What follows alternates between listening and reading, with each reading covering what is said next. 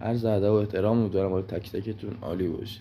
قطعا براتون پیش اومده که میاد میبینید که مثلا حریفتون مبارزه طلبی داده، میخواد اتک بزنی، زده حالت سخت که میتونی خودت تعیین کنی که حالت سخت باشه یا سخت نباشه.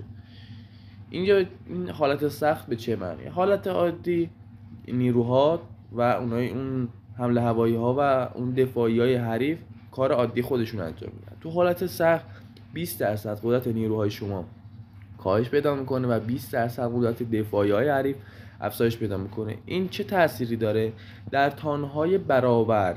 وقتی میخوام به هم حمله کنم، مثلا تان 13 مکس میخواد به تان 13 مکس حمله کنه، وقتی توی حالت سخت باشه سه نمیشه یا خیلی سخت سه میشه. یه پلیر حرفه‌ای باید باشی که بتونی راحت سه بزنی، یعنی بتونی سه بزنی، ولی باعث میشه که خیلی سخت‌تر بشه اتک براتون. و اینم از این ویدیو، امیدوارم لذت برده باشید. سابسکرایب کنید تا ویدیو بعدی. خداحافظ همگی.